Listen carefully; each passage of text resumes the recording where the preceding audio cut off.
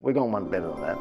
You're going to be on a plane on Thursday To meet the greatest sports star on the planet today, Michael Jordan. And the switchboard just exploded. If a hardware store was to sit across the road from Bunnings and they think that they're going to beat Bunnings on price, they need psychiatric help. If you buy a Happy Meal at McDonald's, you are wowed with a free toy. That's a Happy Meal. If you join Amazon's Prime membership, you are wowed with free shipping and free movies and free music. But 97% of businesses have never, ever given an incentive to their customers. Can we talk about your trading cards? And we were doing just under $13 million turnover. And someone who worked for me made a big printing mistake, and we lost 2.2 in 1 week. 10 to 5 on the day that we'll be closed up. JD, we made our decision. Yeah, he goes, you've got the license. We can't go anywhere without mentioning Jerry Seinfeld. I convinced Jerry after 6 months worth of annoying him. We just basically filled an empty shop with the Greater Building Society, and he stood outside doing a stand-up. It went through the stratosphere. What do you think's missing? What could tradies do to try and get that wow factor? The answer is really, really easy.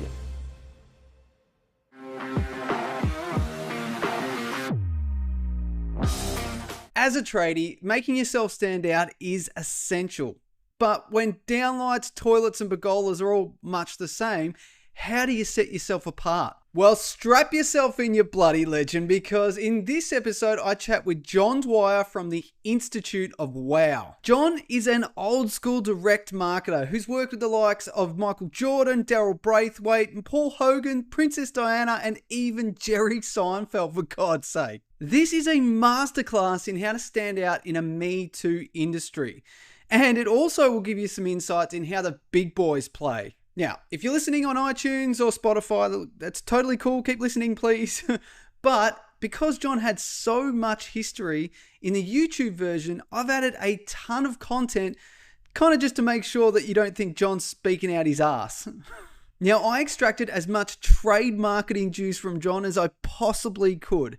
And all I ask of you is that you share this podcast with a mate. My mission is to help as many tradies as I can elevate their business to show the next generation how awesome a trade can be. So pause this podcast now, go ahead and share this with your mate Darren, because I know how much he bloody loves shit like this. Righto, enough fluff, let's get into it. John, you bloody legend. Welcome to the podcast. Thank you very much. If you could, maybe when you're putting this to air, if you could highlight the legend part and probably put just that as a super across the screen. Legend. Wasn't it magician before? Magician, legend, numero uno, take your pick, show off. Right, I want to start with some word association. Oh, is this going to be like a TV quiz show? Yeah. Oh, God. Okay. So, 7-Eleven. So what have I got? I've got to give you a word back. Give me a word. Yeah, word association. One word. Fast. Coca-Cola. Unhealthy. Video easy. Hyphenated word. Great pastime. That's one word. And last one, Woolies.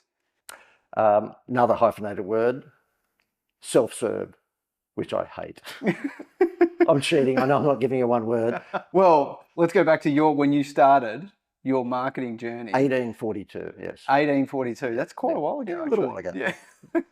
But did you not work for Woolworths at some stage? Yeah, I knew where that one word association was. Yeah, I was the advertising guy at the head office, and I was there when Woolworths used to give service, and the sort of things that I would come up with at the time, and your parents will be familiar with them, is what we call continuity loyalty programs, where every time you spent $10, you got a little stamp, and you lick the stamp and put it onto a saver sheet, and when you saved up enough stamps, you could get cookware and glassware for a ridiculously low price.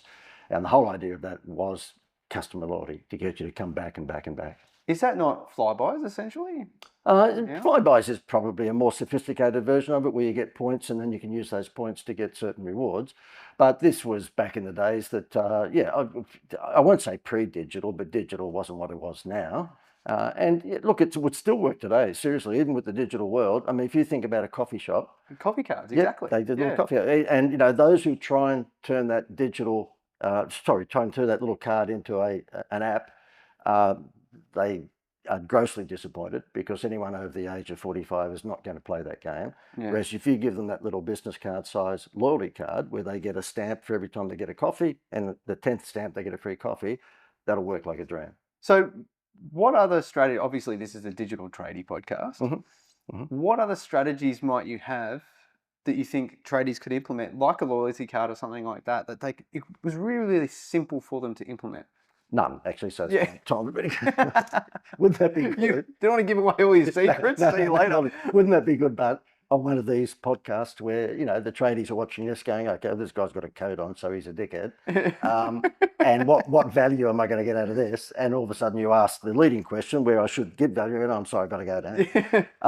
Look, at the end of the day, I've never had anyone who has been a tradesman for our family. We've got 6 kids. They're all left home now, the millennials. But as a result of having 5 boys in that 6 kids, we had to repair stuff. The Von Trapp family was on steroids, and so we had to repair ceiling fans or new PowerPoints in the wall because they ripped it out. Really giving a good rap to my kids, aren't I? But anyway, well, 3 of them are in jail at the moment, but the other 3 are doing fine. Yeah. Half, 50%. I think so. We've been 50% successful, yeah. But yeah, so we've used a lot of tradesmen over the years, from plumbers, electricians, builders, you name it. Not one of them has ever gifted us with a wow factor. And, my business is called the Institute of Wow. And so therefore, of course, I'm going to be biased towards wow factors. But, if you buy a Happy Meal at McDonald's, you are wowed with a free toy. If you join Amazon's Prime membership, you are wowed with free shipping and free movies and free music. If you buy a box of cornflakes, you got a wow factor. There's a toy in the bottom of the box, and so on and so forth. I've never had a tradesman ever in my entire life, which is 1842 or 170 years or something. I've never had anyone gift me with anything at all, other than, really the only communication I've had from a tradesman over that period of time is, sorry, I know I said I was going to be here last week. So it's sort of wow in reverse. Yeah. Sad, but spell wow backwards. I bet you can't. Yeah. So in a tradies instance, I mean, seriously, put people on some sort of reward program. And it could be if you are a lawn mowing guy. I mean, we had a guy come to, we're on 2.5 acres, and we had a lawn mowing guy come regularly. If we had decided to swap to another lawn mowing guy at any time, then he had himself to blame, because not once did he say, look, for every time I mow your lawn, I'm going to give you a point. And when you save up X number of points, then you get a free lawn mowing for free. Sorry, you get a lawn mowing for free. Yeah. Or we'll give you and your wife, Gail, a dining voucher for $150. It's just amazing. 97% of businesses, not just tradesmen, but 97% of businesses have never, ever given an incentive to their customers, which is nuts. It's crazy, particularly for a tradesman. I mean, the services that you're going to give, and it's easier to transact with someone you've already given, worked with. Yeah. Why wouldn't you do something like that? It's crazy. Yeah, it is. And so, in our business over the years, we've taught lots of tradespeople, but any business, what we call direct response marketing. And direct response marketing, as that name infers, is all about providing someone with a reason to have a direct response. And normally that's not price discounting. If a hardware store was to sit across the road from Bunnings and they think that they're going to beat Bunnings on price, they need psychiatric help. Because Bunnings have got a mantra where we'll beat your price by 10% every time. Yeah. Whereas if that hardware store said, look, if you buy your wheelbarrow from me, if you buy anything from me to the value of $150, I'll give you a free pitchfork, or I'll give you a free shovel, or whatever it might be, then Bunnings could never match that. They would have 6 months worth of committee meetings trying to work out how they could do that, but they can't, because they're a 40-ton gorilla. So if you're a trades business and you are not the Coca-Cola of your industry, so therefore you are not the market leader, you've got to think outside the square and come up with what we believe is an incentive, a Happy Meal toy, to make sure that if you are quoting, we've got a solar guy, this solar guy is very, very entrepreneurial. And he has, if you like, Exhibit A, I'll just grab this behind here. It didn't take long for me to flog something, did it? But we have an association with a travel company that gives us hotel accommodation at 4-star resorts. that we can provide to businesses to give out as Happy Meal toy. And so basically it's 3 nights accommodation in Australia, the Gold Coast and Cairns and Townsville and Sydney and Melbourne. And what he does, he gets these off us for less than $50, but they're worth about $1,000. Okay, so it's a pretty sexy Happy Meal toy. And he has doubled his business by simply saying to Betty Bankstown, look, if you actually, because he said whenever he or any of his staff would go into Betty Bankstown's kitchen, then she would have 2 or 3 solar quotations on the table. And they're all within a few $100s of each other. So which one does he choose? And if there's ever a Me Too industry, it's the solar industry. Those panels, there's not a supermodel version and then an ugly version. They're all just the same thing. So if you're in a Me Too industry, you need this sort of thinking. And what he does, he says, listen, I know you've got a number of quotations on the kitchen bench there. If you choose me before 5 o'clock tonight, you've got yourself a family holiday. And bang, bang, bang, bang, bang. His conversion rate went from 42 to 88% within a month, right? Wow. And all it is he's giving her a Happy Meal toy, a free holiday that's costing him less than $50, but to her it's worth $1,000. So that's the big difference. The reason McDonald's Happy Meal toy works is because those little toys are made in China for 25 cents. But when you get it out of the Happy Meal box, its perceived value to you at the toy shop is $4 or $5. So that's what you want. You don't want to give them a dining voucher for $50 because then they know that you value them at $50. You want an incentive that's small cost to you, $50, but it's worth $1,000. Yeah. It's funny you mentioned that. I had maybe this is a good case study for you because I had an idea for him. I had a fencer come around to do my fence down the side of my house.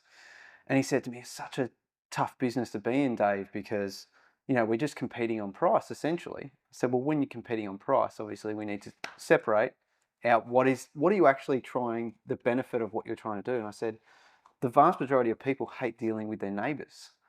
I said, why don't you try and solve that problem? Why don't you be the fencer that can come in and kill your neighbour? Sometimes. Good idea. Why can't you be the mediator between these two parties and you become the fencer that everybody else will use for that reason? So I've got to interrupt you. So you are going to promote mending the fence with your... Yes. You are cornier than me. Give up this whole... That was brilliant. Yeah, come and work with the Institute. Wow, you're on fire. Okay, so you mentioned the Institute of Wow. Now, 4 times so far. We can't go anywhere without mentioning Jerry Seinfeld. We've got to talk about Jerry Seinfeld. I've never mentioned anything about Seinfeld, of course. I don't make a big deal out of that. Before we do, can you just, I know because you hate it, can you rattle off all the celebrities that you've worked with? This is turning into a real wanker interview, but that's all right. I love. I'm a wanker. Yeah. Before I do that, let me just the fence thing is really interesting. The reason I say this, I didn't know whether you might have seen that case study because, by the way, being a super wanker, I've got to show this book here. As he turns around and gets Exhibit A. I'm going to give this to you for free, by the way, and I'll tell you how to get that in a minute. This is the last 20 years of all of the ideas that have worked. I didn't put the ones that didn't work in there, all right? Yeah, don't. No, and so therefore, I will give this to you guys for free. I'll give it to you at the end of the podcast. So that's not a reason to stick around, not just for the dad jokes and the banter between 2 very, very funny guys. And this could be like a gift from heaven, I reckon. It's a very small book, but it's a good one. So it does, Matt. And I'm actually very jealous because the stuff in there, honestly, it's ridiculous. It's pretty good. This photo here, as all the wrinkles have been photoshopped away, so therefore I look half human there. It was taken in 1938. So no, 1892 actually. So anyway, look, I got to tell you this backyard fence thing. We had a client in Gosford, New South Wales, who was an aluminium fence manufacturer. Okay, and he said to me after one of my seminars one time, he came up to me after I got off stage and said, "My name's John Dwyer, but I get JD." He said, "JD, listen, you kept on promoting, social media and digital marketing. I have zeroed in to areas in Gosford that are older areas that would have an old fence. And I've put things in the letterbox, but I've also put ads on FacePage and it doesn't work." I said, "Well, it could be a reason for that because there's no such thing as FacePage." you idiot. I thought you got that wrong. I thought it was... And I said, "No, that's good, Facebook." "Oh, well, face something, whatever that face thing is." "Yeah, right, okay, right." And how do I attract these people to the seminars, So anyway, after that, we put a condition in that when they sign up to the seminar, they had to be able to spell IKEA. So anyway, he said to me, so what do we do? I said, well, why don't you get out of the way, join my program, go down the back of the room, and we'll have smoke coming out of your credit card in a few seconds, and then we'll do it for you. So we actually put together a campaign, which was a Facebook campaign. It was the ugliest back fence in Australia contest. Who do you want to attract if you're an aluminium fence maker? Someone who's got an ugly back fence, of course. So therefore, just get them to flush out and glow in the dark. So we ran a campaign on Facebook, which was the ugliest back fence in Australia contest. You had to take a photo of your ugly falling down paling fence, submit it to us, and you're in the chance to win a $5,000 makeover, all right? And of course, which cost the fence company $1,000 to $1,000. Yeah, exactly. Yeah. We spent $702, and in 3 days we had to shut it down. He rang me and said, I've got 6 months worth of leads. Wow. Because what you do is you just flush out everyone who glows in the dark. And not only says, I have a crappy back fence, so I'm a prime prospect for a new fence, but guess what? Here's a photo of my, it doesn't get much hotter than that. Yeah. So we do it for kitchen renovations, basically the ugliest kitchen in Australia contest, and all of a sudden you get 12 months worth of leads within a month. What else could you do? Like, I'm thinking of maybe a Sparky. Could you do a contest like, what's your ugliest chandelier or light or something, or pendant light, stuff like that? You could do that, but you don't even have to go down the ugly path. I mean, that's obviously a little bit of, sort of sarcastic fun, but you can just have a contest. We have a blueprint. It's a product that we sell, which is called the Facebook Contest Blueprint. And what that does is it shows businesses how to run contests on Facebook. If you're not running a contest on Facebook, you should be.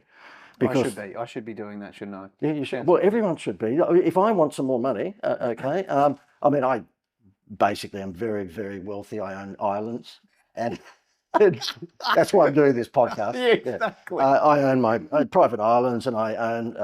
Let me think. What else? Cruise ships. Yeah. And I sold my my airplane business, my private sort of airplane business, but outside of that, back to being serious. Yeah. So therefore, if I want some more money, I'll hold a contest on social media, and in my instance, it might be LinkedIn because I'm B2B, and that is, how would you like to win a marketing consultancy package with JD? He's the guy that works with Seinfeld and da da da da da. I will get 1,000 entries. I'll give one away, but I've got 999 people who go, yeah, we want to win some time with JD. Yeah. So of course they're a warm prospect. It doesn't take me much to close any of them because they've already put their hand up and said, I'm a devotee. So if you're a Sparky, for example, I would say, look, I will provide you with a prize, and that prize will be X dollars worth of electrical services. Now, whether that's ceiling fans or smoke detectors or PowerPoint, same with a plumber, same with a builder, a kitchen renovation or bathroom renovation. It doesn't matter what business you're in. Hold a damn contest on Facebook. There is a few little tweaks to it, and that's why we've got caveats. Yeah, well, that's I mean, obviously we've got to eat too, so that's why we have a package. Because what we've found with most small businesses, it doesn't matter whether they're tradies or not, they're very good technicians, but they're not flash at marketing. Because when they went through the course, and I mean, you'd be, you're different because of what you're doing these days. You're very savvy with marketing, particularly digital marketing. Oh, I'm the best, obviously. Yeah, exactly. And I've got JD on, so I must be. Mate, you're just the best. I find that once you learn to fake sincerity, you've just got it made. Yeah. So I love you. You're the best. But seriously, the thing is that, even a doctor and dentist, we have plenty of them on board. And when I say to them, how many years did you go to uni to become a doctor or dentist? They go, 4 or 5 years. I go, did they ever teach you how to get patients, how to find sick people, And they said, no. I said, well, there you go. The crazy thing is, most people come out of uni as a terrific technician, with chef, electrician, they can be a builder, or they can be a doctor or dentist, but no one has ever taught them how to get customers. Like, it's insane. It is kind of crazy, isn't it? Yeah. It's like dealing with money. It's the same thing, We don't get taught how to deal with money very well. You got and just being serious for a second, I mean, you hear of some of these people now preaching that the school system, particularly the school system, maybe the university system's a different thing, but the school system should teach kids, not necessarily history as in World War I, World War II, teach them how to manage their money. Yeah. Because these kids come out of school and they've got no clue. No clue at all. Yeah. Oh, and they're coming into massive debts. A lot of them have university education that they've paid for or got a HECS debt. It's crazy. Yeah, the HECS thing. So, so look, just with regards to that back fence thing, I'm glad you did bring it up, because that contest formula on social media, I mean, mainly Facebook for a lot of businesses, is definitely a way to flush out not mild leads, but red hot leads, because Yeah. they're saying, I want to win your electrical services. And boy, you don't get much. And people say, well, I mean, we had a swimming pool slide guy. So I don't know why I'm doing that. I think you'd know what a slide is, but anyway. For those watching on YouTube. Whoever's watching this, Yeah. this guy's a dickhead. Yeah. I'm out of here. I'm going to watch reruns of the Brady Bunch a bit of it. But yeah, so it's a swimming pool slide company owned by a husband and wife, about my vintage, I guess. And they said, look, what do we do? I said, well, hold a contest on Facebook, and it was win a pool slide. Obviously, we're targeting people with pools. Pool slide's not much use in an apartment we found. So anyway, of course, he holds the contest. He had 1,600 entries in a matter of weeks, and basically the prize was, if I could go to Exhibit A again, we gave him 50 of these, so he bought 50 of these for $50. Yeah. So we said, $50 each, sorry. He said on the Facebook ad, win a pool slide and a holiday. Okay, so he had 1,600 entrants. He gave one away, and the other 1,599 he could contact and say, look, good news and some bad news. The bad news is you didn't win the pool slide and the holiday. Good news is we've got a special deal on the pool slide by Friday. If you get in by Friday and buy it from, we'll give you the damn holiday. That's brilliant. Yeah, it's evil, but it's brilliant. Yeah. It's evil, but it's brilliant. Hang on. Doctor. But yeah, I mean, and nobody does this sort of thing because, and all jokes aside, yes, it is, you know, I guess a certain IP value that we bring to the table, because, you know, I did all the scratch bingo contests for Murdoch newspapers over the years. Can we talk about your trading cards as well? Yeah. Not trading cards, trading cards. Trading cards? I don't think it'd be a hit for the kids to be collecting tradie cards. Yeah. Oh, I got a plumber. Hey, you never know. I don't think, I know I'm You insulting. can get a Scotty Cam on there or something. Maybe. Block. I hope I'm not insulting the audience, but I can't see the kids rushing to the news agency, rip it open. I got a plumber. I got an electrician. We'll swap that in the school playground. So it is kind of bizarre to me, this whole trading card thing, at least looking back from my generation now, but it was a big deal back then, wasn't it? Yeah. How did you get into the trading cards, and how big did it get? Yep. Yeah, look, it was for us. I mean, this is 20 odd years ago we were doing it, and we were doing just under $13 million turnover at that time. In trading cards? In trading cards, mainly. I mean, a few of the dollars in that were the scratch bingos for the newspapers and stuff like that, and scratch games for, you know, Red Rooster and KFC and all that. And would you believe Video Easy back in the day? But yeah, the vast majority of that turnover was a result of taking out licenses with the Rugby League and the AFL, and also with Disney with their movies like Lion King or Little Mermaid or Beauty and the Beast, and, you know, DreamWorks with Shrek and all that. So we'd take out the licenses for that, for bubblegum cards or trading cards, and for posters and for stickers and books and all that. And of course, we'd sell them through News Agency or Big W or Kmart. But the Rugby League cards are probably a wow factor case study. It's worth me showing off. The year before we took over the Rugby League trading cards, Scanlon's Bubblegum, which is the bubblegum company I grew up with as a kid, but, you know, your generation wouldn't know who they were, but they had all the bubblegum cards in those days. So back in those days, the big football stars were the Graham Langlands and Johnny Raper and this, that and the other. So as a kid at school, I'd collect all of them. They did $2 million worth of turnover in selling trading cards that particular year before we took over. When we took over, I went to the newspapers and gave them millions of Mal Meninga, Andrew Eddinghausen cards to give away with the Sunday paper. So I'd go to the Sunday Telegraph in New South Wales, or whoever it was in Melbourne, the Herald Sun, and I'd say, look, you've got 1 million circulation of your newspaper. I'll give you 2 million football cards to hand out with the paper this Sunday, just for free. And they were just in, like, you just open it up and there it is. Well, no, they get at the news agency. The news agency would give you 2 cards with the paper. Yeah, because otherwise it probably would fall out. Yeah. But the thing is that for me, that was a sampling exercise from heaven. Not only did the newspaper, you know, they charge Harvey Norman to put a brochure in the newspaper, like an insert, 75 grand. I've got my inserts for free. Because it had 75 grand is how much it would cost. Back in the day, if you wanted to put your magazine, your Woolworths magazine or your Harvey Norman in the paper, they'd charge you 75 grand. Holy cool. Well, why? Because you're inside a paper that's being sold to 1 million people. I get it, but it's, pretty full on. I mean, Rupert Murdoch makes Ned Kelly look like a gentleman. Yeah. Yeah. So anyway, what we would do, because I just wanted to milk the daylights out of the publicity, I would say to the Sunday paper, and by the way, even though you might think, well, what's this got to do with trading? You can do it. You can do this yourself. It doesn't matter whether you're a builder or whether you're a sparky or whether you're a plumber. The same mentality of providing someone with value in return for publicity is still there in the digital world. It's still there. It's just a different communication vehicle now because they're not selling 1 million papers every Sunday anymore.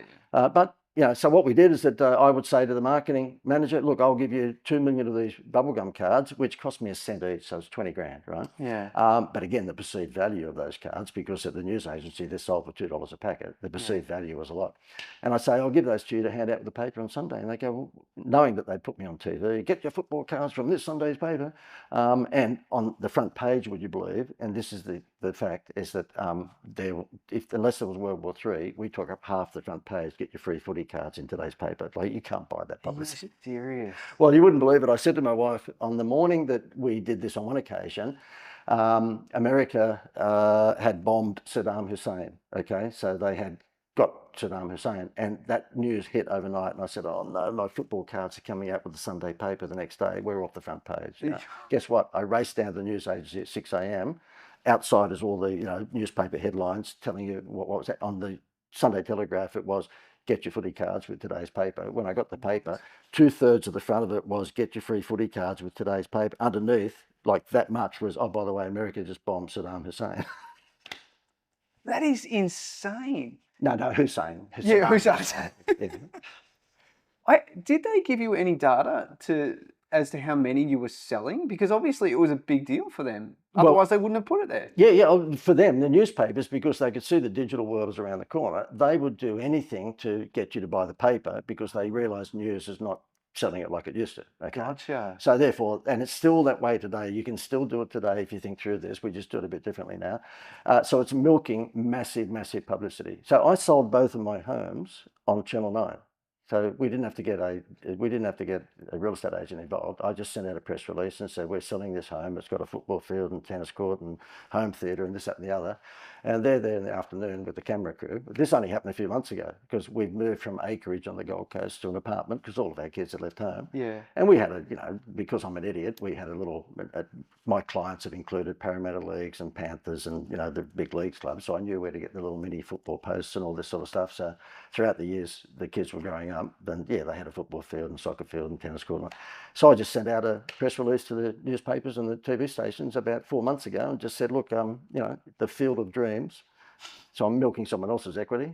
So it's good fun to borrow equity. Oh, 100%. So would you like to, do a story? And within 2 hours there with the camera crew, and they got the drone, and we sold it pretty much the next week because you have gazillions of people coming in and going, we want to look at that home. Yeah. So there's a way to get publicity, and normally it's either invent something, which most people don't, okay, or it's be provocative, which I'm reasonably good at, I can only imagine. You're an idiot.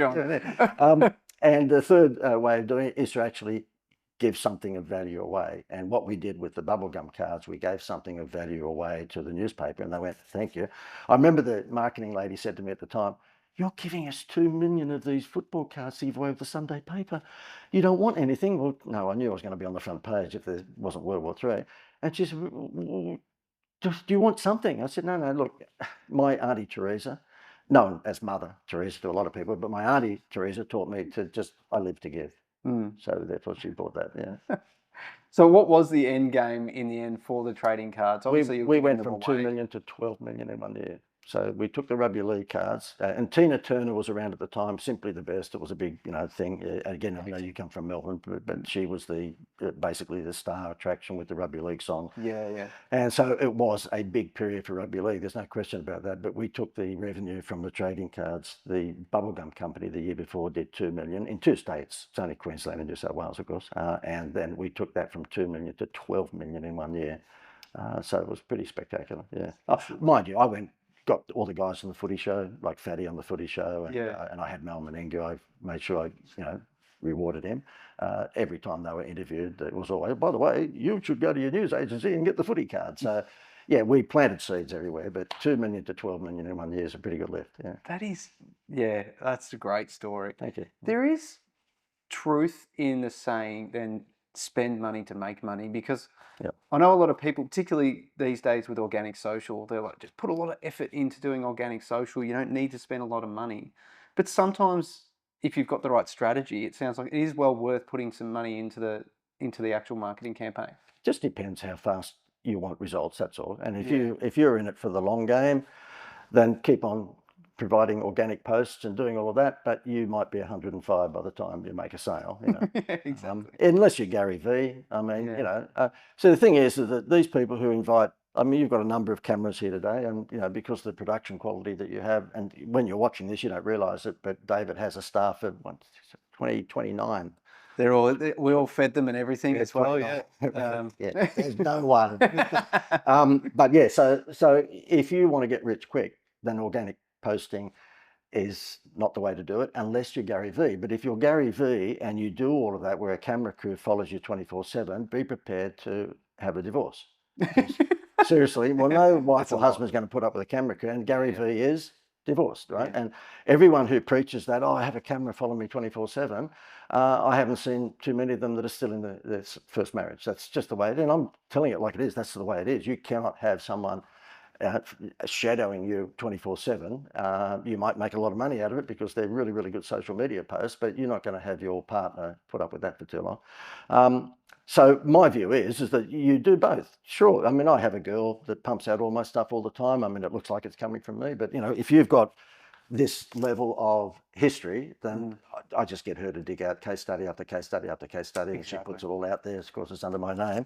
Yeah. But you know, if I want money fast, I pay for it. Yeah. I give Facebook or I give LinkedIn or I give Instagram some money because that is only going to work, of course, is if you've got a compelling offer. If you don't have a compelling offer and you're going, hey, I'm ABC Electrical Services and I do exciting stuff like PowerPoints, smoke alarms, ceiling fans, that's not going to make you any money. No. Whereas if you said, look, I'm ABC electrician, and if you spend $500 with me doing all of this stuff for you, I'm going to give you a free holiday. Bang, that's not things. Yeah. I actually had another guy on the podcast that used to work with True Value Solar, and they were consistently doing giveaways. I don't know if it was holidays, but it was, get your rebates back and all the rest of it. So there's obviously a lot of learnings that you can take from that. So oh, sorry, Seinfeld, you asked that about 20 minutes can ago. we Yeah, to answer that question that you asked today, the Seinfeld thing, what happened is that we had a bank client here in Australia, a building society, and it is called the Greater Building Society. And if you're outside of New South Wales and Southeast Queensland, you've probably never heard of it because it's in New South Wales and Southeast Queensland. But essentially, it's a challenger brand. And I bet you that 90% of the tradies who are watching this are challenger brands. Can you explain that a little bit more? I was going to say, could you ask me, JD, what's a challenger brand? Well, JD, what's a challenger brand? Okay, well, I'm glad you asked that. Challenger brand is one that is not the Coca-Cola of their industry. They're not the Commonwealth Bank of their industry. So they're not the 40-ton gorilla. They are challenging the 40-ton gorilla. And the best example of that would be Virgin Airlines when they came to Australia all those years ago.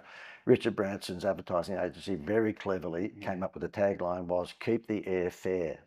Oh, that's great. Yeah, the fare was FARE, right? So we immediately thought Qantas have been ripping us off for 30 years, So very clever challenger brand marketing. Yeah. And so challenger brand marketing has got to be cheeky, it's got to be irreverent, it's got to be unusual. And so therefore, this particular building society asked me to come on board as a consultant. I spent a few weeks looking at their boring advertising, and their boring advertising was a mum and dad going to the local branch and the branch manager smiling and the people behind the teller desk smiling, and they hand over a little money box, stuff that makes you want to throw up, basically, right? Like it was just smolchy. And I said to them, no, look, and they would advertise on interest rate. Get a home loan from the Greater and it's only, 6.2%, whatever it was. I said, you can't do that. It's like the hardware store trying to beat Bunnings. You're a challenger brand, a little building. They were the 250th biggest business in Australia, but they were still small compared to the Westpac, right? Yeah. I said, they're going to beat you in a heartbeat. If you go 6.2, they're going to be 6.1. I mean, what are you people smoking, And after I had insulted them throughout a month, because I'm not a consultant, I'm an insultant, they said, okay, smart Alec, well, what do we do? And so I was in their boardroom and I threw a Happy Meal box on the table. And this was meant to be, get their attention. And they go, yeah, okay, Smiley, because they knew my sarcasm by then. So they went, oh, yeah, Mr. Funny, who thinks he's funny. What's this all about? I said, this is going to be a home loan thing. I pull out a toy and I said, let me ask all of you people who's got grandkids or kids. And they all put their hand up and said, okay, who's bought a gazillion Happy Meals? And they said, oh, we have. I said, okay, let's see if we can, I've got $100 here. I'm going to give anyone $100 because you're a financial institution. That should mean something. If you can tell me the price of a Happy Meal. No one got within 50 cents because McDonald's have taken our eyes off the price with the free Happy Meal toy. Toy. And I said to them, that's what you got to do. You got to come up with a Happy Meal toy because Westpac won't follow that. They won't know how to do it, all right? But they'll beat you on interest rate like in a heartbeat. And I had been doing some infomercials on Channel 9 for a travel wholesaler. So I knew that you could get $5,000 holidays for 2.5. So I gave the introduction of them to the Greater Building Society and they said, we'll give it a bill. And so therefore we did. And the first 3 months of saying, get a home loan, get a free holiday, they doubled their home loans, and in the first 15 months, tripled their home loan. We're talking billions, not millions. Wow. And I am a complete moron because I never charged a percentage of the increase in home loans. Oh, no. So you're talking to the world's most stupid person, all right? I'm complete. If like I'd got a 0.0000001% of 1%, I would have bought Fiji, So anyway, it exploded. It went nuts. And then about 3 or 4 years in, after this thing just went absolutely, we had to increase the call center from 15 to 35 women straight away because the phones just went. I mean, we just came on TV, and I used basically testimonial endorsements from the customers. So we'd go into the customer's home with a TV crew and we'd say, off you go. And they go, well, we used to have a home loan with one of the big four. We swapped across to the Greater because we got a free holiday. Yeah. You have a number of families saying that on TV every night and the switchboard just exploded, right? Wow. That's why this came about. I'll tell you what. So what happened 3 or 4 years in, we decided to take up a level. The general manager of the Building Society said, okay, JD, I mean, this has been incredible. We've scooped up all the low-lying fruit. What do we do from here? I said, well, listen, leave it with me. I think we might use a celebrity. And they said, who? I said, I don't know, let's put out a survey. So we put out a survey and asked all of the members of the Building Society and others who would be a cheeky personality that would match the cheeky brand that we had. Because the cheeky brand that we had, Challenger brand, was, don't go to a bank. They just don't even know your name. They treat you like a number and they give you nothing. Come to the Greater, you get a free holiday and we'll know your name. And so therefore I said, let's go out there. So I was hoping the research would show that Bert Newton or someone like that, Rove would be good because they'd be easy to get. Yeah. No, it came in. Jim Carrey, Robin Williams, Jerry Seinfeld would be a good personality to get for this bank. Terrific. That's going to be easy, isn't it? Yeah, exactly. I won't bore you with the details, but I convinced Jerry after 6 months worth of annoying him. I want to know, how do you get a prospect like that? What do? You literally do just persist and how do you do it? Yeah, pretty much. And look, I know, and I'll be serious for a moment, but Dave asked me a little while back, who are these personalities? But over the years, I've been able to get even Princess Di, would you believe? But Michael Jordan, Paul Hogan, Crocodile Dundee, and Steven Spielberg, and Sylvester Stallone, and all of these people to do stuff like this. And each one of them have said yes for the same reason that Seinfeld said yes. And see, I believe persistence beats intelligence. Luckily for me. And when I said to Jerry in New York when we're having a cup of coffee one day, I mean, he got 1.1 million a year by 3 years. That's the deal that we did. Okay, so he picked up 3.3 million, and he did basically, 2 days worth of work each year. So we'd go over, we'd fly over and do the TV commercials. So he'd get 1.1 for 2 days work. But Ricky Ponting gets 1.5 million from Synovus Vitamins. So we did pretty well to get the biggest star in the world, just about, for less than what you pay an Australian. Yeah. So it was a pretty big curve. But I said to him on the first meeting that we had in his office, why did you do this? Because, I know to us normal people, it's a lot of money, but you've got more money than God. And he said, well, 2 reasons. He said, number one, I love Australian sense of humour. And he said, and you want me to take the piss out of banks, I take the piss for a living. So that's great. And number two, I said to my secretary, if I didn't say yes, this guy's never going to go away. So persistence is the key, because I've got an underlying question here, but I want to know because I have a prospective person that I'm trying to get in contact with, a group of people. And you think persistence is that Alcoholics Anonymous or no? And you just think it's persistence. Yeah, it is. That's it. Yeah, it is. I mean, look, particularly these days. Back in the day, I used to do a lot of stuff back with a few of the entertainers in the day. Johnny O'Keefe, and won't mean much to you, but he was the Elvis in Australia, and Darryl Braithwaite, who had a big group at the time called Sherbet and so forth. And you would have to know who their agent was, and eventually go through, basically a gatekeeper after gatekeeper. These days, with the digital world, what it is, if you want to know who Jerry Seinfeld's manager is, you type in Jerry Seinfeld's manager and up it comes on in front of you. So it's a lot easier these days to at least find out who you need to talk to. Yeah. And in his instance, his management was a guy called George Shapiro. So if you look at the Seinfeld credits at the end of each show, it's produced by Shapiro West, and one of those is George Shapiro. And he only just passed away a year ago. So he'd been Jerry's manager for like 40, 50 years. And I got on pretty well with him. He was very cheeky and sarcastic. So, of course, we got on pretty well. The first phone conversation we had, he said, JD, I want to ask you something. I've seen all your 1 million, emails. He said, the Greater Building Society, exactly what does it build? I went, oh, God, you've taken a lot of notice, haven't you? It doesn't build anything. It's a bank. And he goes, well, why the... So, they don't call it a bank. So, I don't know. I'm just a consultant, So we got on pretty well. Yeah. And he put it to Jerry, and he came back to me and said, look, I told Jerry you just want to take the mickey out of the big banks. And he said, yeah, it sounds good. So let's do it. That is brilliant. So we'd fly over, and I'd spend a couple of days with him. We built a Greater Building Society branch, a complete branch out of an empty delicatessen shop. Not far away from where he lives, because it was too expensive to bring him to Australia.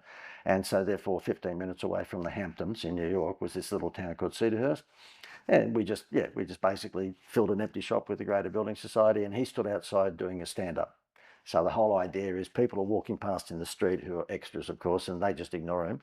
And he's made a comeback to stand-up. And of course, the stand-up that he's doing is telling people you get a free vacation or a free holiday if you take out a home loan. It went through the stratosphere. It went nuts. I love Australia, and I can prove it. One of the most fun deals in Australia is a free holiday with your home loan. And you can only get that at the Greater. There's no words to describe this. Wow. It went nuts. And of course, you get Seinfeld involved in anything. And, we're on the Today Show, the Sunrise Show, Current Affair, every news show in Australia, of course, and Seinfeld would do some of the interviews, but because he is who he is, he couldn't do all of them. So Mr. Shy would do the rest of them. Yeah. In fact, I might just show 20 of them if that's all right. Because Sure. So obviously that was a fairly big high of your career. I mean, being an entrepreneur, there's always lows. What has been some of the lowest parts? Probably now.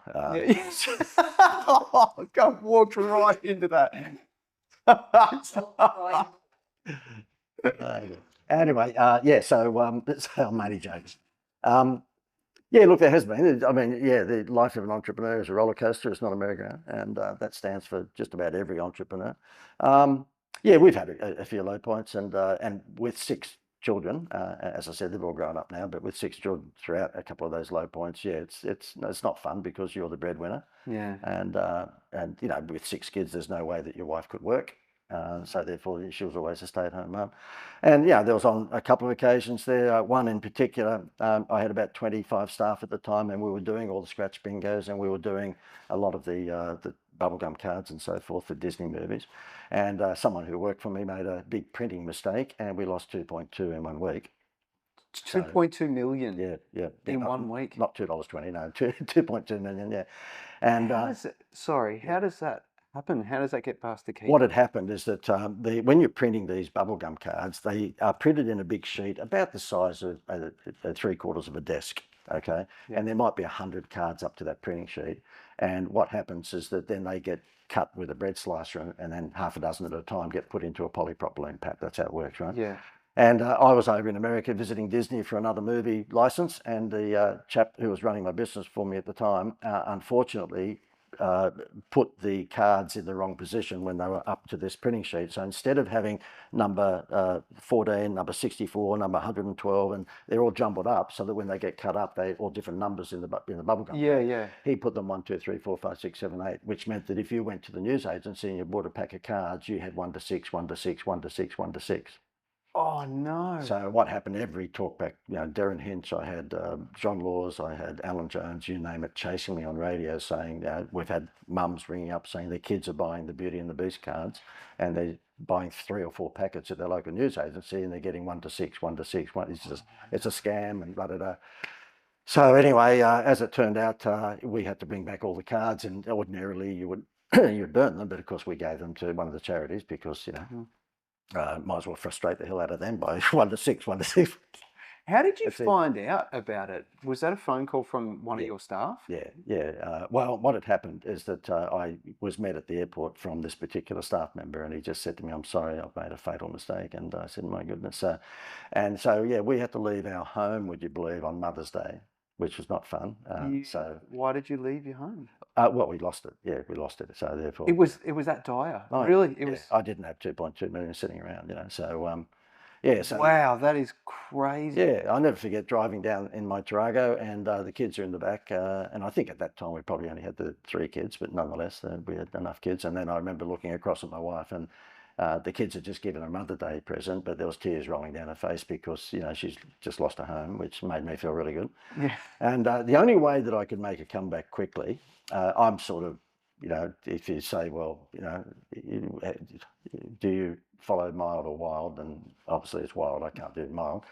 And so I knew that if we had to get back on our feet quickly, there was only one way to do it. And I had pitched at that time to the Rugby League for the license for the Rugby League cards. We were doing Disney and Hanna-Barbera as in Flintstones, and we're doing all the bubblegum cards and the stickers for those properties.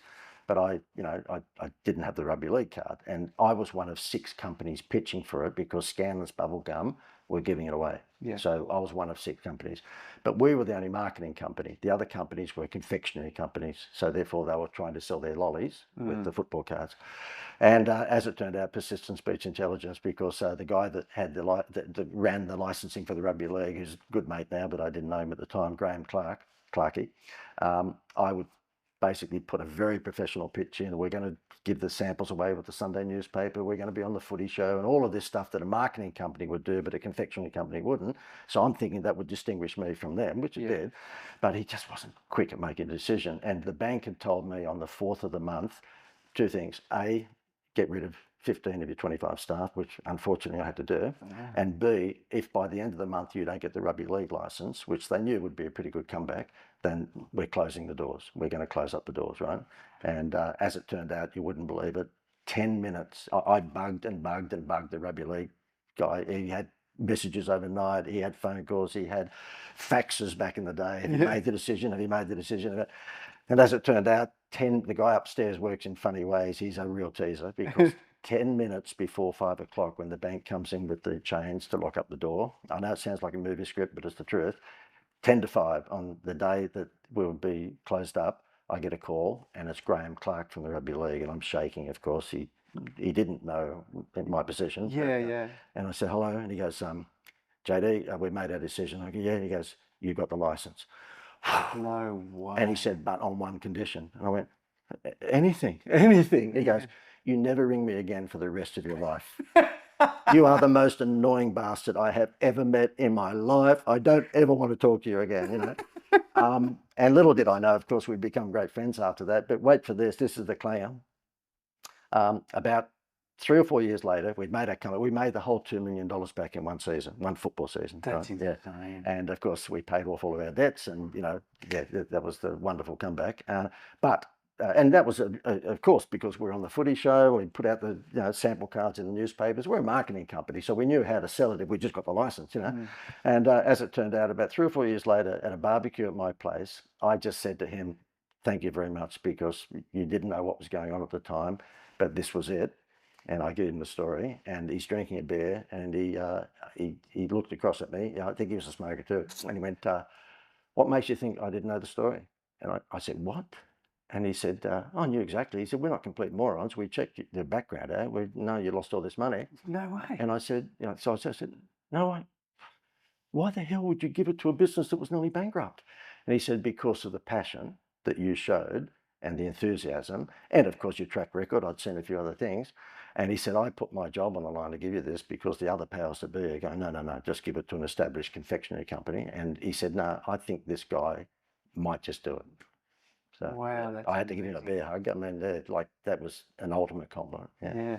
I mean, and ultimately, it wasn't really a fault of yours. You know, it was a mistake. It was a ma- mistake, A yeah. huge mistake. That could not be any bigger, really. Doesn't get much better. I mean, I've never made a mistake, so I can't really Exactly. talk for other people. I did make a mistake in 2003, and the mistake I made was that I thought I'd made a mistake. So.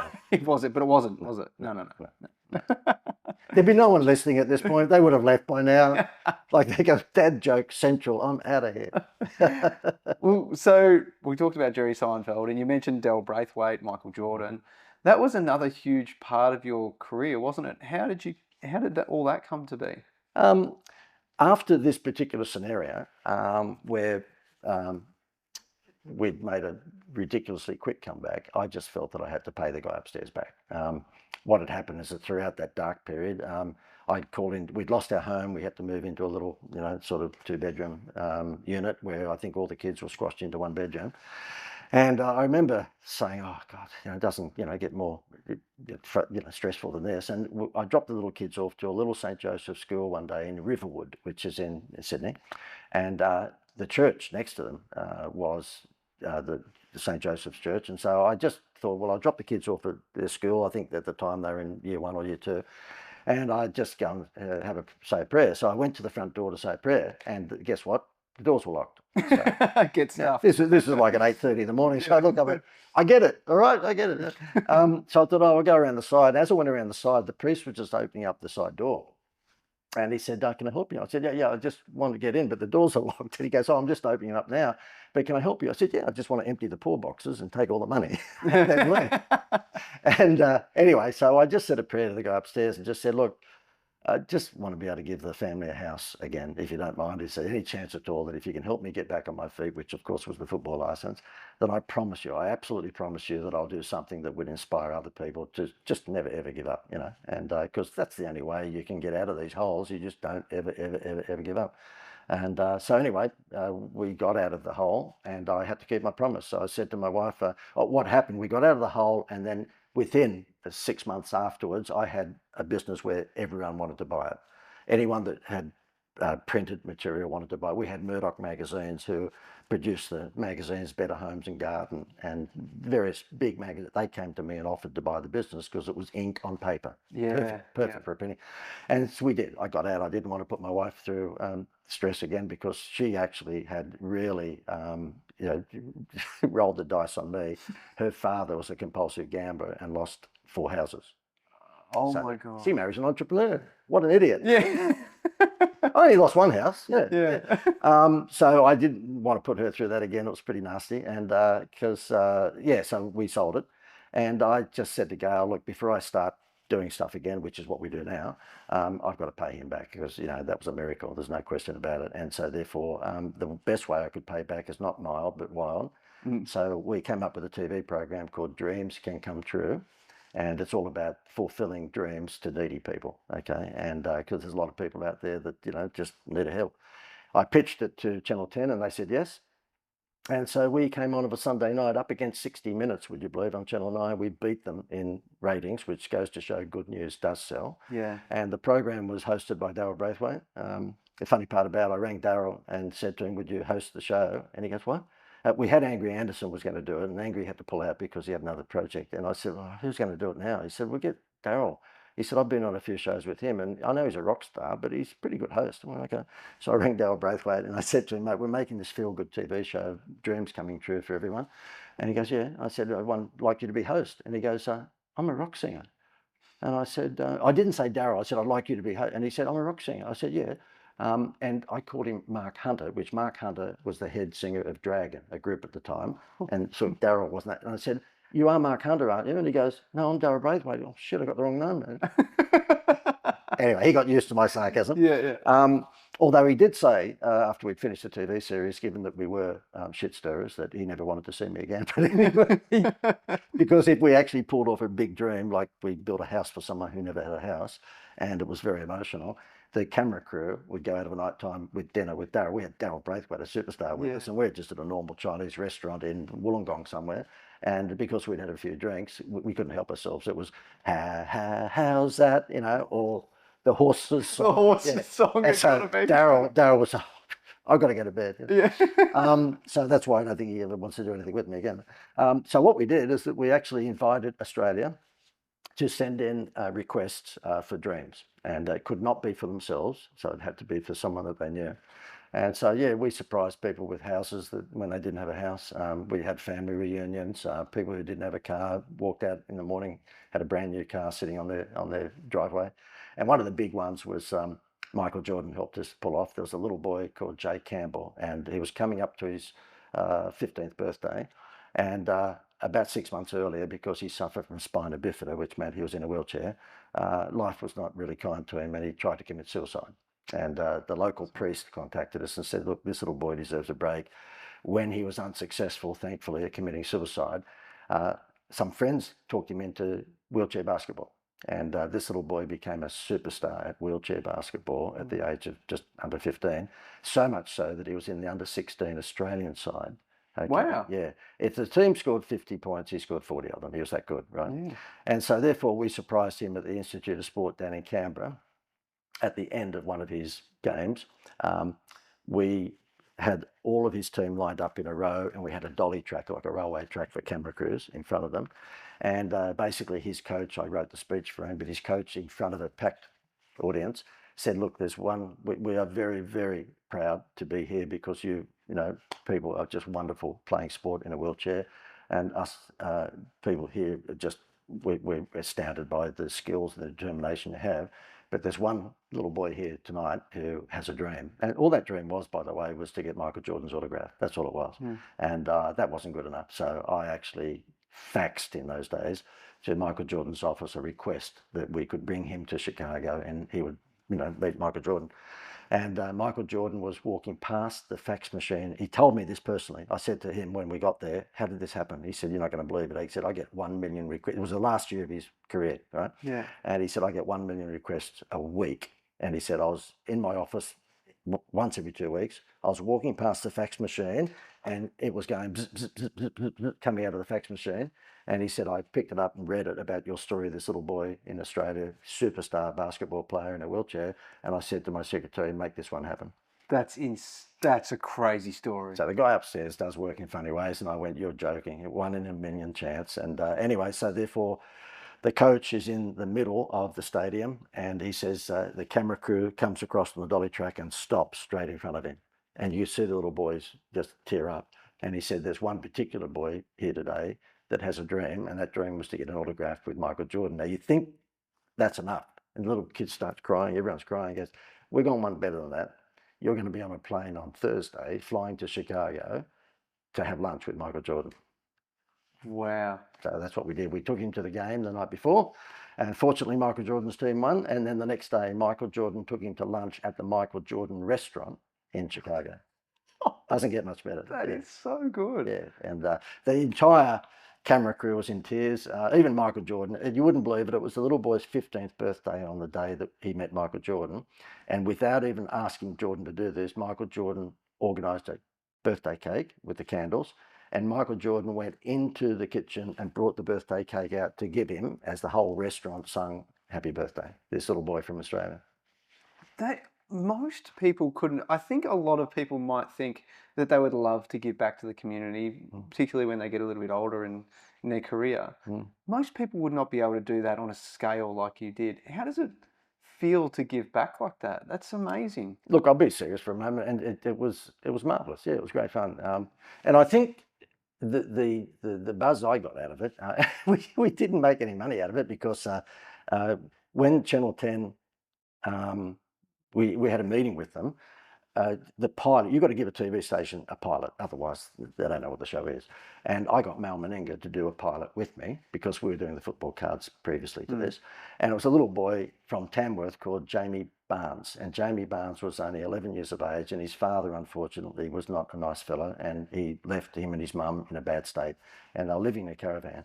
And his dream of all dreams was just to meet Mal Meninga, right? And so we did better than that. I got Mal to take him to New Zealand to a football game, and so Mal sat next to him in the plane, did the whole thing, so it was a pretty big deal. Yeah. And we played that to the Channel 10 programmer, and he's doing this, right? Oh, good stuff. And he says to me, I had Linda, who was working with me at the time, who was, I guess, my side channel. It was like Don and Bert, so she was my Bert, right? And Linda, who's still a great friend, was with me, and we're pitching this TV show. We'd done lots of TV commercials, never done a TV show. And I hadn't got Dale Braithwaite or anything at this stage. And he's looking at this Mal Meninga dream, and he's going, oh, this is unbelievable. This is fantastic. How much for the show? And I thought, shit, I hadn't thought about that. No. I don't know. I'd do it for free. I promised the big fella upstairs, So I went, well, it'd be $142,000. And he goes, $142,000. We get 90210 from America and the Simpsons for $25K. And I was tempted to go, oh, give us $25K. But I didn't. I held my ground. And I went, oh, yeah, but, we got big superstars in this. He goes, like who? I said, oh, I had no one. And I said, Michael Jordan. And he goes, you got Michael Jordan? I went, yeah. And you can see Linda having a heart attack beside me. Go, WTF, And this guy, hang on for a minute. And he rings up Bill Woods, who was the sports announcer on TV every night on Channel 10. And we're on the 10th floor. Bill Woods is on the 5th. He goes, get up here. And I could hear this Bill Woods going, oh, he goes, I got a guy here that can get Michael Jordan. And all you could hear from the other guy is F me. And it was like a Seinfeld episode. Bill Woods comes into the room, like jumps in the elevator, gets up to the 10th floor. You know how like, what's the guy in Seinfeld? Oh, Kramer opens the door. It was like that, like Kramer. He opens the door and goes, where's the guy that can get Michael Jordan? I've been trying for 10 years to get, who is he? And that would be me. And he goes, how do you do it? I went, I'm just making crap up, of course. And I go, oh, well, we do the football cards recently, so I had to basketball cards in America. We're sort of BFs, And he, whatever it is, give it to him. So they booked up 6 episodes at $142,000 a piece. And we get outside and they're bear hugging us. We're their best friends now because I bullshit it. And we get in the elevator and Linda and I do high fives. Our first TV show. I said, Linda, this is unbelievable. And she goes, yeah, that's fantastic. I said, we've done lots of TV commercials, but it's our first TV show. She said, yeah, it's fantastic. I said, I just want you to do one thing for me, Linda. She goes, anything. I said, get Michael Jordan. Now. So, and you wouldn't believe, again, the guy upstairs works in funny ways because we put out an all points bulletin to all of the churches and community centres all around New South Wales. And we did New South Wales because we were living near Sydney at the time, so it was convenient for us to do a camera thing. And a minister or priest, I forget what it was now, in Gosford responded to us and said, listen, if you're looking for a great story for your TV show, this little boy in the wheelchair, and all he wanted was an autograph. Well, autograph's too easy, so we took it a little bit higher than an autograph, So, but we had Princess Di, we had Steven Spielberg. I've got to tell you I know that if you're a trader, you're going, well, thank you, but this is not helping me sell more. No, they love it. The Spielberg one was really, really, really good because what had happened, this little boy had a skin-eating disease in northern New South Wales. And again, a family member contact. When you come on TV and you have 1.5 million viewers every Sunday night, you get quite a few letters or emails the next day, right? Because Daryl Braithwaite would encourage them, if you'd like to do something nice for someone, then let us know. And by the way, the $142,000, Linda and I went, oh, that's right. We spent $175 on every show. Yeah. So it wasn't about the money. I had to pay back. But this particular one, and I'll stop it there because there's on my website, if anyone wants to go to theinstituteofwow.com and then just go to the menu bar that says John Dwyer, just click on that and you'll see WOW TV show. And I trust that if you do that, make sure you've got Kleenex sitting next to you. There'll be tears of joy, by the way, but make sure you've got some Kleenex. It's pretty emotional. Yeah, so what happened, this little boy had a skin-eating disease, unfortunately, and his dream was to be a movie maker. He wanted to be Steven Spielberg. And so therefore the family member said, is there any chance you could get Steven Spielberg's autograph? Again, too easy, So we contacted Spielberg's office and they said, look, he's in the Amazon jungle making Jurassic Park 2 or 3 or whatever it was at the time, but we'll get back to you. And Spielberg came back and said, yes, I will meet the boy, but no cameras. I don't want to be seen as milking it. And I had to explain to him, look, it's not that at all. We're trying to inspire everyone to be kind to other people. So therefore, if we can't film it, then we're not going to be successful. I know you don't want to show off because you are students, but please. And he reluctantly said yes, okay. And so therefore we had the challenge of getting the little boy into the Amazon jungle. You took him to Steven Spielberg. Oh, wow. Well, it gets spooky. So what happened is that there was only 5 of us working on the TV program. There's so few people working on it because we had no clue what we were doing. So we didn't know you had to have a staff of 20 or 30 to make a TV show. So we just did everything. You know, if you had to get Qantas to fly us into the Amazon, we just got Qantas to do it. You know, at the end of the TV show, I had to make up all of my friends and relatives' names just for the credits, because we didn't have enough people, because the credits have got to run for 40 seconds. There's only me and 4 others. So I had all my mates' names. They'd be watching TV for Sunday night.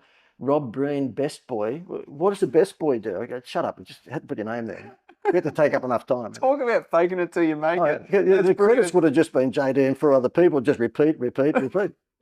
So anyway, as it turned out, we organised various airlines to get him into the Amazon jungle.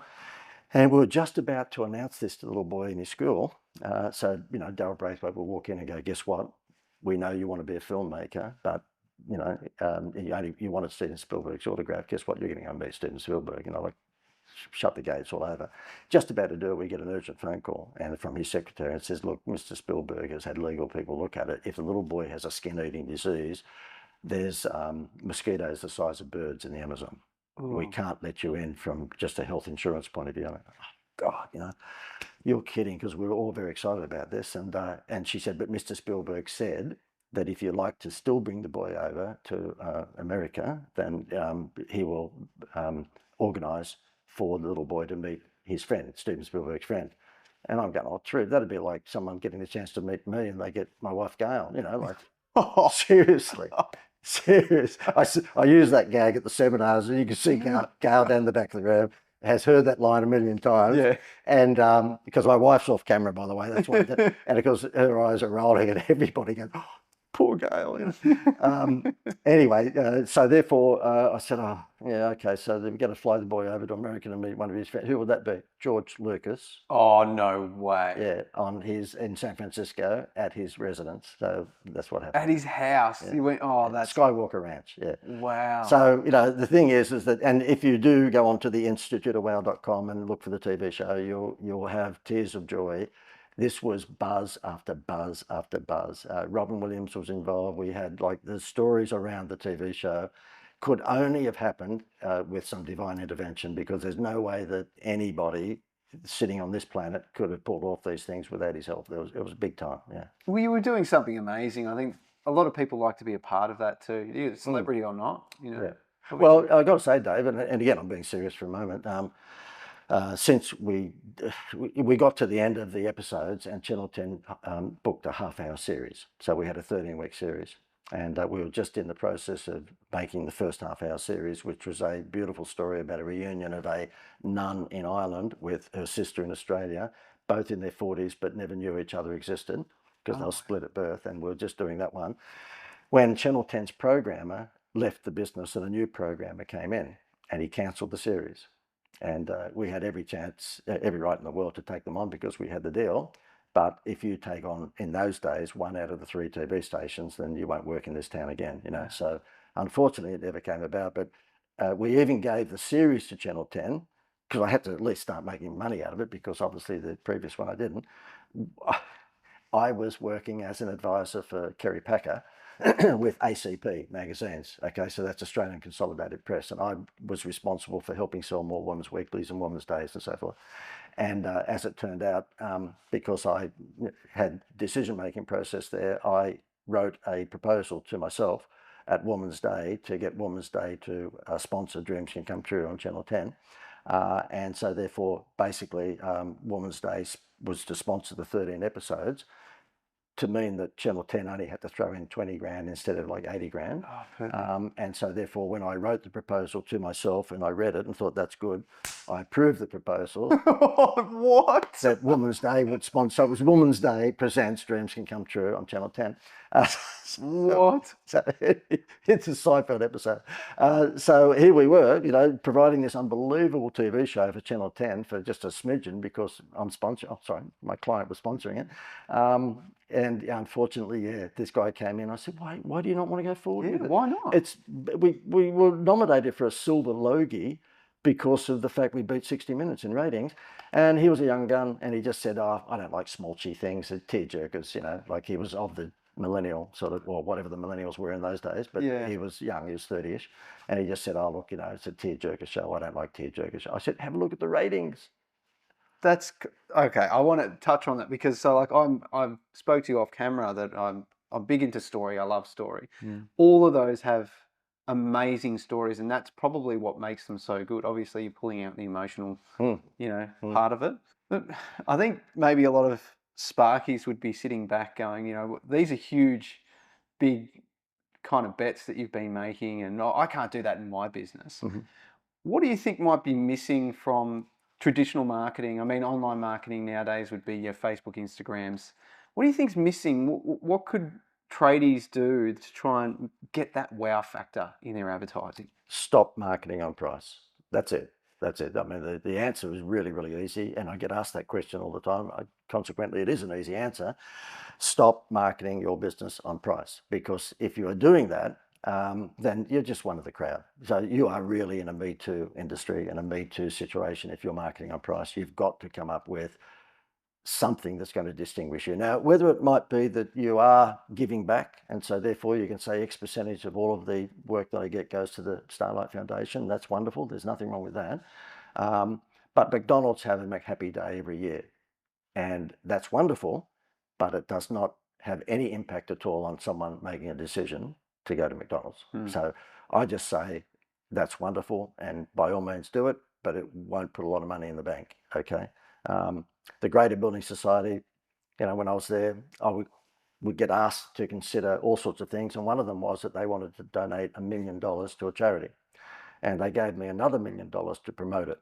I said, no, I can't do that. Ooh. And they said, well, we'll highlight that we're good guys. I said, no, give the $2 million to the charity.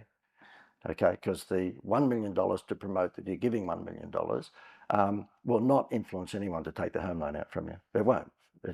There's no sponsorships that I know of that have any measurability. I mean, seriously, if I asked you who sponsored the Australian Open, you probably can't tell me, but back in the day, Ford Motor Cars sponsored the Australian Open. And when that marketing manager left and the new guy came in who was more of my mindset, he cancelled it because he asked the board of directors, you show me how we sold one more car from Ford sponsoring the Australian Open. And there was no measurability. There was no accountability whatsoever. And so therefore I'm an enemy of sponsorships, because I just, I've never bought anything, because I barrack for St. George rugby league team. And throughout my younger years, Penfolds wine sponsored that. Penfolds all over. I never bought Penfolds wine because of St. George ever. And I would challenge anyone who's sponsoring. I mean, even the local, if you're a sparky or a builder or you're a plumber or whatever, you might be tempted to give your daughter or son's basketball team or football or soccer team some sponsorship money, and it's got your name on it. But we've had 6 kids. I've been there a Saturday morning. Not once did I ever see anyone going with a pen and paper. Number 6, just slow down. I want to get the butcher's name and number on the back of your shirt. Like, it's just, you may as well just burn the money, because sponsorships mean, no, it's just rubbish, all right? So what I would say is that stop sponsorships, unless, for example, there's measurability to it. I remember when I was at the Building Society as their consultant, and when I say I was there, I was not there every day, but I was there. This guy comes in and he thought he'd hit the jackpot. He said, look, JD, we have the New South Wales Junior Cricket Association, where there's 55,000 kids playing cricket every weekend. We're looking for 50 grand sponsorship for the Greater to be across all of their shirts and everything else. And I said, right, okay. And he said, I said, that's what we get. He said, yeah, it'll be across the shirts. And, like the kits, the cricket kits will all have the Greater Building Society. I went, okay. Look, we don't do $50,000 sponsorships. And he goes, you don't? And I said, no, we don't. We only do 100,000. So I'll give you $100,000, but I can't give you 50. He goes, fantastic. I said, just on one condition. He goes, yeah, sure. I said, well, obviously, if you've got 50,000 kids or whatever, 20,000 kids playing cricket, then you'd have all of their details. And he goes, yeah. I said, you'd have all their parents' details who might like a home loan. He goes, yeah. I said, okay. Will you let us contact them? You give us access to that database, and we'll contact them to invite them to take out a personal loan or a home loan. And we'd like to do that 5 times a year. You got 100 grand. He couldn't do it. Yeah, I was going to say, that would have been a hard sell. Yeah. Not really. I mean, if he was smart, I mean, as you know, the world lives on data. I mean, there's a business called Amazon that does pretty well out of it. So what he should have said to me, he should have given me a bear hug and a tongue kiss, for God's sake. You should have said, yeah, look, you don't hand over the database, you just give access to the database, which meant that the building society could send out X number of times a year an invitation for someone to have a meeting about a home loan health check. So, data is king. There's no question about that. And of course, in the world that we live in now, that's the case. But I would say to any tradie, look, stop marketing on price and come up with, dare I say, I know I'm plugging this, but it's the best I've ever seen. I've given away dining vouchers, petrol vouchers. I mean, I was the marketing guy at Woolworths, so I'm pretty familiar with petrol discounts, and that is very, very appealing. But guess what? If you give 10 cents a litre, not 4 cents, give 10 cents a litre away, multiplied by 50 litres, that's $5 you've just given someone. That's not going to give me hard nipples, seriously. You give me something that costs you, allows you $50, but it's worth $1,000, you got me interested, and that's the trick. The trick is come up with an incentive, a wow factor, a +1, call it what you like, that is appealing to your audience. Now, in a tradie's instance, most of their audience are anyone with a pulse. Okay, so if I was marketing Billabong t-shirts back in the day, I know that these days even old farts like me wear Billabong, but when Billabong was the kids brand, then you better give them a skateboard. Don't give them a microwave oven. They're not going to be turned on with that, right? Yeah. And in the instance of you dealing as a tradie with homeowners, generally speaking, they're going to be 25 up. What do they want more than anything else? Because they're working hard, they want a break, they want to get away. So this is why these days when anybody says to me, how do I fix my business? I said, pretty easy, just do this. I wouldn't do that if this didn't work. If this is one of those things where it's a 50-50 chance, you do this. We've got a hardware store in Ocean Grove, Victoria, and he's a home hardware store, so he's part of a chain. But he bought the business where there was a vacant block of land across the road. What do you think they built across the road for me? A hardware store? Bunnings? Bunnings. Oh, no way. Yeah. And I think I'm Mr. Unlucky. Yeah. I said to him, mate, you take gold medal. Yeah. So so therefore he came on board and said, what am I going to do? I said, oh, just kill yourself, seriously. Why do you ask me? Jump off a cliff, And so he does this. He says, spend $1,000 with me. So he makes it really, if you do a Happy Meal toy, just make it as easy as McDonald's do. Get the Happy Meal, get the toy. Yeah. The Greater Building Society, we're dealing with left brain thinkers, right? They are financial, operationally minded people, which means everything's glass half empty, not glass half full. So you imagine me, Mr. Motormouth, sarcasm, sort of cheeky, in with these people, seriously. They used to say to me, JD, the general manager used to say, what's it like to be a speedboat dragging an anchor? I said, it has its moments, So, the thing is that I even with a left brain business like that, I got it through. And of course, once we had the win on the board, and Seinfeld came along, of course, they actually started asking me, what sort of interest rate should we have? I don't know. I'm right-brained. The spreadsheets scare me. So in the instance of, I guess, any trades business, don't sell on price, because there's the lead gen companies out there at the moment that give 3 quotes to anyone that wants solar or electricity, and I forget the names of them now, but you're familiar with them, where they advertise and then you on your behalf. And then they sell the leads to you. Correct. Guess what?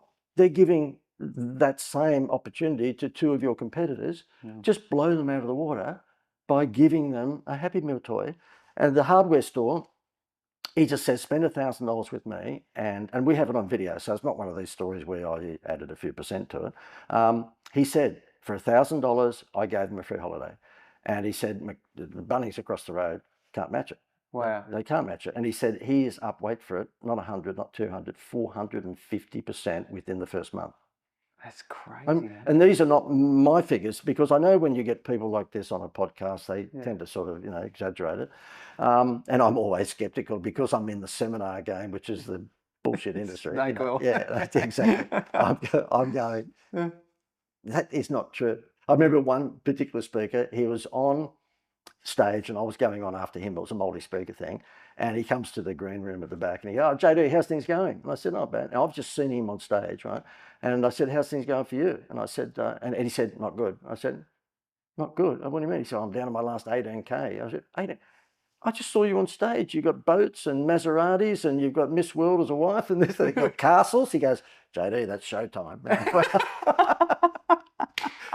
Showtime, baby. So this guy, I've got him on camera, and he basically says this thing blew up my business 450%, and he's got Bunnings across the road. Like shouldn't happen. That is So so don't sell on price. You did mention something. You said that most tradies, their target market would be anyone with a pulse. Mm-hmm.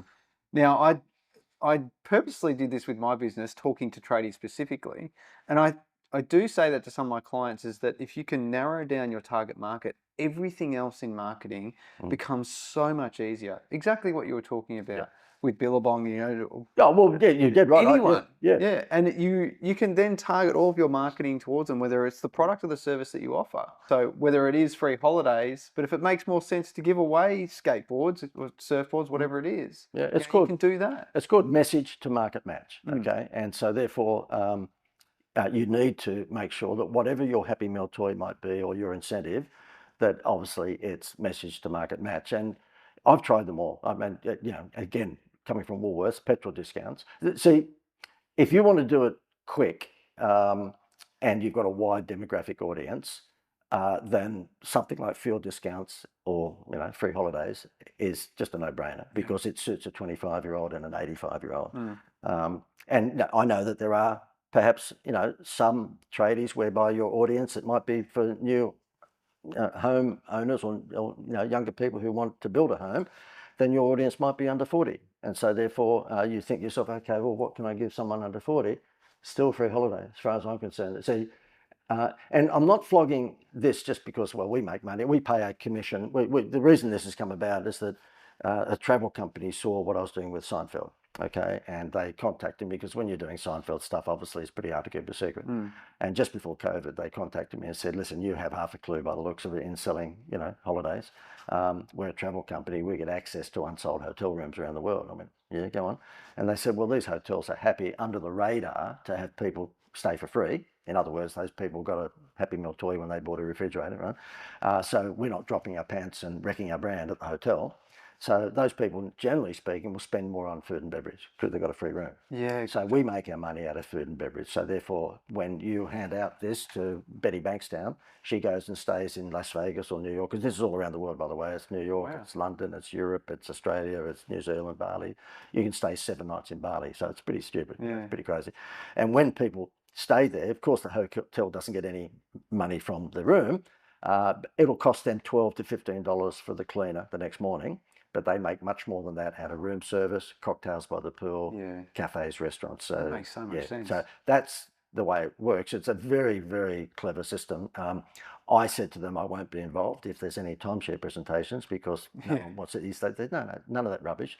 It's purely and simply giving up dead stock outside of school vacay. It's all based on unsold rooms, so there's no unsold rooms in school holidays. Yeah, exactly. But outside of that, Betty Bankstown can go to any of these places around the world and not pay for the accommodation, because the hotel's betting that she'll spend money on food and beverage. So that's how it works. But the only business that we've knocked back for this, because we've had lots of solar and builders and renos and all sorts of business involved in it, but the only business I've knocked back, which demonstrates how it's universally appealing, is a former client of mine from some years ago out of Melbourne, your territory, who's a funeral parlour. And I used to look after his marketing for him. Back in the day, I told him that had he heard of flybys? And he had. I said, okay, well, let's have a reward program called die-buys. And every time we burn one of your relatives, you get a point. You save up for headstones. He thought I was serious, by the way. At one stage, he says to me, "You dickhead, you sir." I said, "No, you moron. It's a joke." So he came back for more. Like when he saw me advertising on Facebook with the holiday program, oh, that'd be good. So he rings me up and he says, "Oh, I said, are you an idiot?" He said, "What do you mean?" I said, "You can't come out on social media and say, 'Let us burn your relatives,' and you go on a free holiday." I mean, it's not exactly tasteful. So he backed away. But that's the only one I've knocked back. Really, the reason that the holiday thing is so good is because it's appealing to both sexes and all ages. And see, the thing is that if you give me a microwave oven, and then I use your services again, and you give me another microwave, I go, no, I only need one microwave. Yeah. Oh, well, we'll give you a lawnmower. No, I've already got that first lawnmower from you. I don't know. You give me another holiday after you've given me the first one, shut the gate, I'm still your best friend. So that's the great thing with this, is that you can do what the best reward programs are ones that are based on a proportionate to spend. So therefore, again, I'm showing my Woolworths background, but these days Woolworths and Coles have taken a leaf out of McDonald's Happy Meals, and they say if you spend $30, you get a free toy. You've seen the Lego toys and all that. Yeah. If you spend $60, you get 2 Lego toys. Spend $90, you get 3 Lego toys. Now, we've got grandchildren these days, and Gail, my wife, she will be at the supermarket thing, and she'll spend $52 and know that if she spends another $8, she'll get a second toy for the grandkids. Yeah. Now, I said to her, do you realize you've been married to someone who makes up all this stuff? What are you doing? Right? Seriously. And for instance, like a Sparky could say, maybe somebody wanted a whole set of downlights put in. The value of that might be $800, but if you had to spend $1,000, they're like, well, let's go and put another 4 in the other room there. Maybe we'll do another 4 somewhere else. All of a sudden, you've captured $1,500 worth of revenue. Yeah, so it's very powerful. Well, if somebody is still listening and hasn't stopped because of John's waffle, we'll. I don't think anyone will be on board. We're just talking to ourselves. So, if you're interested, maybe you're listening to this, you go, no, I really do need a spark in my marketing. How can people get in touch with you, John?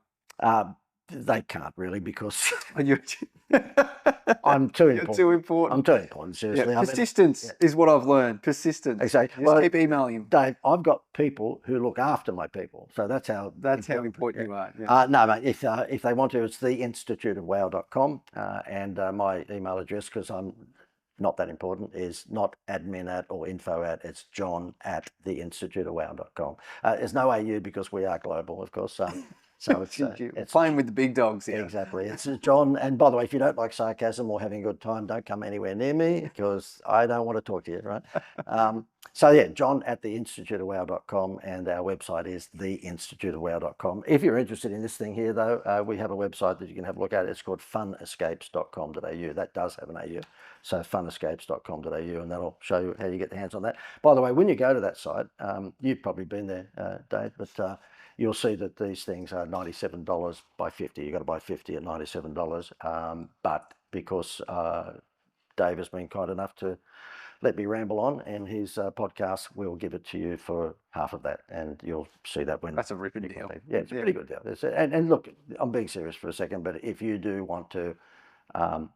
I won't use the word skyrocket because that's silly, but if you wanted to increase sales, conversions for your business, then you've got to think outside the price angle, because if you keep on marketing yourself on price, the guy down the road can beat you in 2 seconds. Yeah. You give them something compelling he can't match. Now, did you want to talk about your book quickly? Yeah, if you want to do one of these for free, and thank you, I'm glad you brought that up because I'd forgotten about that. Yeah, I have a low attention span. This thing here, how it came about was that when you do the seminar circuit, apparently you've got to have a book. And so the guys that were managing me on putting me on seminars and so forth, and incidentally, I mean, there was a couple of seminars. There was myself and 3 other speakers. One of those speakers was Gary V. Are you familiar with Gary V? Yeah, I might know of him. Yeah, Okay. And maybe some of the audience doesn't, but he's a guy out of America that's done pretty well, and he does the speaking circuit these days. But they flew him out to Australia and paid him $120K to do 90 minutes. Oh, wow, yeah, pretty good. Yeah, I only charged 110, so it was it was pretty close. And but yeah, we were on the same stage, which was good. And I have to boast, at the end, it was a real estate conference of 500 people, and at the end of it, they had to vote who was the best of the 5 speakers. And I know this sounds very self-serving, but I came number 1 and he came number 2. Yeah. Over the Gary V. Yeah. Wow. There was, out of the 500 real estate agents, 400 were relatives of mine, but I mean, I still came in number 1. You planted them all. I love it. If you want this, this is the last, 15, 20 years of concepts here that are timeless, by the way. So if you think to yourself, oh, well, that idea was, 2005, they're all timeless. So it doesn't matter whether it was 2010 or 2023 or 2024, you'll find that there's ideas in here that you can just swipe and use, with my compliments. It is the size of a tabloid newspaper, and if I was to give you this real book, it's $420 just to print the damn book. It's got gold edges and all sorts of stuff. I'm not going to give you the real book because Mother Teresa is not my middle name. But what I will do is you can get this for free. If you go to, it's called the Wow Manifesto, and if you go to wowmanifesto.com.au /free. So it's wowmanifesto.com.au /free. Then, yeah, just fill in the form and we'll give you the digital version of that. Yep. Amazing. Awesome. Well worth it, I reckon. Some pretty awesome stuff in there. Thanks, Dave. And I paid Dave to say that. Yeah. Your fee is going up every month. It's huge. Because your audience is going up, obviously, because you've got engaging guests. Well, John, thank you so much for being on the Digital Tradie Podcast. I've learnt actually a lot during this conversation, so thank you so much. My pleasure, mate. Cheers. All the best. Wow. Fun intended. Sorry, John. Anyway, if you want to know more about John, you can head over to his website. He's also got a pretty cool book called How to Wow. Also, could you share this podcast with your mum? My name is David List. This has been The Digital Tradie, and until next time, keep creating some legendary content.